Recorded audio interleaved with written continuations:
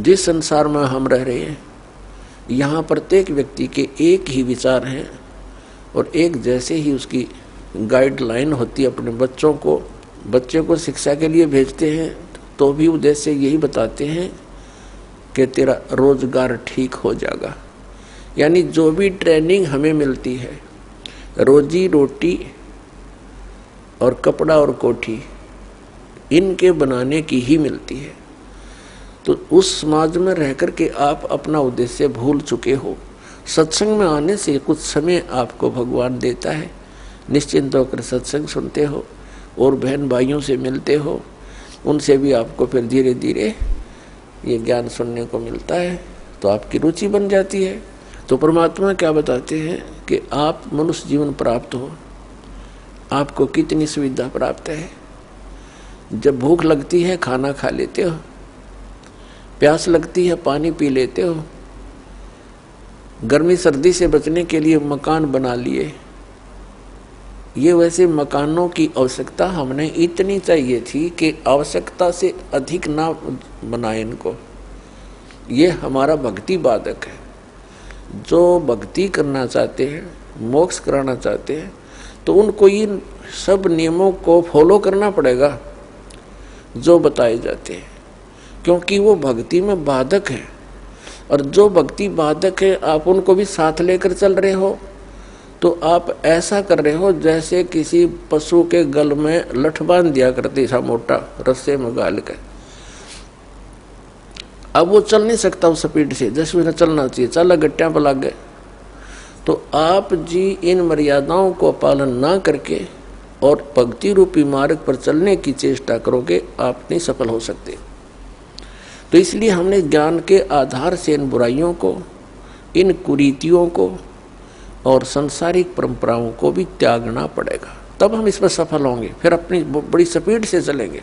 जैसे मकान बना लिया, ठीक है, आजकल परमात्मा ने दया कर रखी है, बढ़िया सुविधा आपको प्राप्त है, मकान बना लो, जैसा आवश्यक हो उतना ही, केवल उसी के लिए कि बढ़िया कोठी बनाऊं, लोगों का प्रशंसक बन जाऊं। ये हमारी अपनी सोच होती है, अध्यात्म मार्ग नहीं है। तो मकान बनाओ जितना आवश्यक हो और जितनी आपकी जेब अलाउड करती हो, आवश्यकता से अधिक खर्च मत करो। हमारे पूर्वज आपने देखे होंगे, हमने तो खूब याद है, झोंपड़ियों में टाइम पास करके कई पीढ़ी, उनका तो इतना काम है, एक चारपाई डालनी आपने, चाहे 10 कमरों का मकान है आपका, एक कमरे में एक कोने में 3 बाई 7 फुट की जगह चाहिए आपने। घुटने तो घुड़िया तो मोकली है। कबीर साहब तक कहते हैं घर तो 3.5 हाथ और गढ़ा तो 4.25। कहे कबीर अधिका बना अधिका कहे, उसको नहीं विचार। ये मनुष्य की जो शरीर है 3.5 हाथ का होता है। परमात्मा कहते हैं आपने घर 3.5 हाथ की आवश्यकता है, घना बनाओ तो 4.25, अरे से फालतू बनावा है तो मूर्खता है तेरी।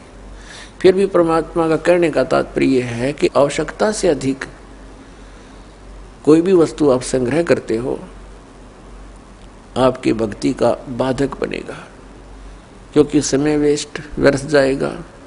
कोठी बना ली, 10 लाख 2 लाख अपने पास से लगा लिए, 3 लाख कर्जा कर लिया।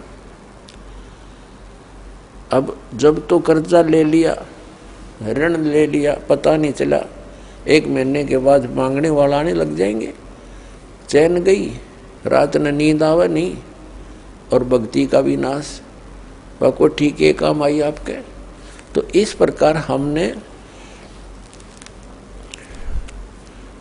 भक्ति मार्ग में जो बाधाएं हैं उनको त्यागना पड़ेगा। अब क्या बताते हैं, परमात्मा ने हमें कितनी सद्बुद्धि दे रखी है, और ये भक्ति ना करने से इन कोठी बंगले बनाने में और धन बढ़ाने में अपना जीवन व्यर्थ कर जाएंगे, तो फिर क्या होगा। नर से तीतू पसवा कीजिए गद्दा बैल बनाई, अरे ये सुंदर भोजन का मन बोरे कि तो कुर्डी चरने जाई। होय होय। अपने आत्मा इतना कुछ सुनकर भी हमारे यह बात अंदर जगह बनाती नहीं, क्योंकि हमें ये सब सुविधाएं उपलब्ध है और हर समय है, और ये तो आपके अंतिम सांस तक आपको रहेंगी जब तक मनुष्य जीवन में हो। क्योंकि माता पिता बच्चों को जब तक वो कॉलेज स्कूल नहीं छोड़ता वो सुविधा देता ही रहता है, और जो बच्चा उसका सदुपयोग ना करके आता है तो फिर वो बहुत दुख उठाता है। तो इस प्रकार इस सत्साधना भक्ति करने से मोक्ष होना था, जहाँ जाने के बाद फिर लौटकर कभी संसार में नहीं आते, वहाँ हमें बहुत सुख होना था।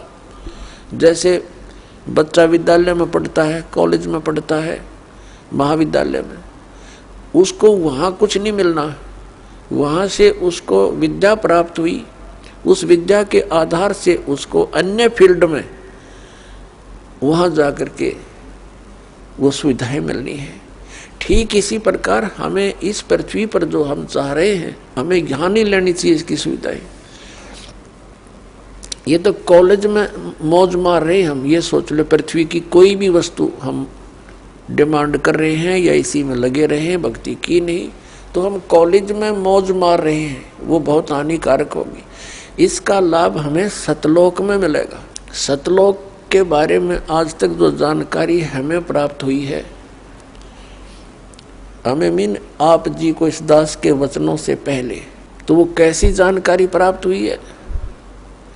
सतलोक का एक विशेष कॉन्ट्रैक्ट ले रखा है किसने? राधा स्वामी पंथ वालों ने, और धन दंड सतगुरु सच्चा सौदा सिरसा और जगमाल वाली वालों ने। और इनको सतलोक का कख भी पता नहीं, न भक्ति मार्ग ठीक इनका, न सतलोक की सतपुरुष की जानकारी। तो बताइए कहाँ ले जाएंगे प्राणी को?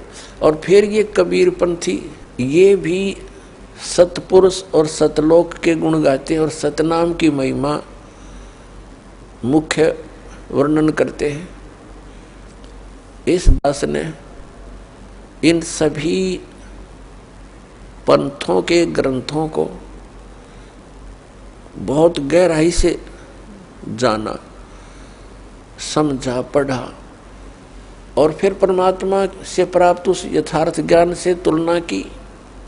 इन कबीर पंथियों के पास भक्ति मार्ग की ABCD भी नहीं है, और न इन राधा स्वामी, जय गुरुदेव और ये सच्चा सौदा सिरसा वाले और जगमाल वाली वाले इनके पास, और न इन अन्य संतों के पास तो होना कहा, न इन आचार्य और शंकराचार्यों के पास भक्ति मार्ग। ये तो सतलोक जानते ही नहीं,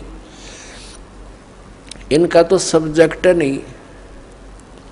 ये तो श्री राम, श्री कृष्ण, श्री विष्णु और श्री शंकर भगवान की पूजा तक सीमित किए हुए हैं, आचार्य और शंकराचार्य, और ये सुधांशु जी महाराज, और ये आसाराम जी महाराज, और ये सतपाल जी महाराज, और ये बालयोगेश्वर जी महाराज, और ये सारे कृपालु जी महाराज, और ये दूसरे जितने ये ब्रह्म ऋषि कुमार, कखनिन के पास भक्ति मार्ग का, पूरे विश्व को डबोए बैठे, अपना नाश कर रहे। अपने आत्माओं, जिन पुण्यात्माओं को ज्ञान नहीं, तो ये सोचते हैं कि रामपाल पता नहीं अपने आप में के मान रहा है, अपने आप को विद्वान मानता है। इसमें विद्वान और अविद्वान की बात तो है ही नहीं। हमारे सदग्रंथ परमात्मा ने दे रखे हैं, उन सदग्रंथों की जिनको जानकारी है तो वो भक्त है, वो संत है, और उसकी जानकारी नहीं है वो ना भक्त है। भक्त तो हो ही नहीं सकता, क्योंकि उसको थ्योरी का पता नहीं, प्रैक्टिकल करेगा क्या। तो पुण्यात्मा पूरे विश्व में इस दास के अतिरिक्त ना यू ज्ञान है, ना ये समाधान है।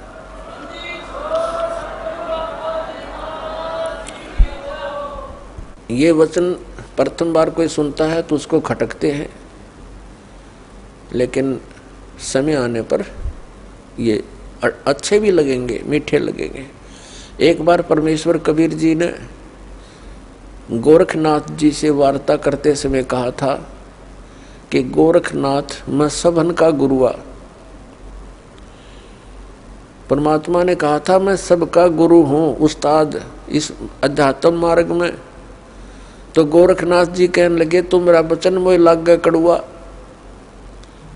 कि आपकी बात मुझे अच्छी नहीं लगती, आप कहते हो मैं सबका गुरु हूँ।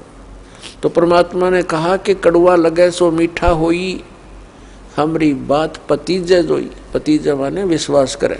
परमात्मा ने कहा था ये जो कड़ुआ लगे सो मीठा होई। आज आप क्या गले नहीं उतरी ये बात कि मैं सबका गुरु हूँ, मैं सदगुरु हूँ, वो अलग बात है, लेकिन कड़ुआ लगे सो मीठा होई, हमारी बात पतीजे जोई। विश्वास करो, मैं जो बता रहा हूँ इस पर करके देखो, अध्ययन करो, सदग्रंथों को चेक करो, फिर ये बात आपको सच्ची महसूस होगी जो दास ने अभी कहा था।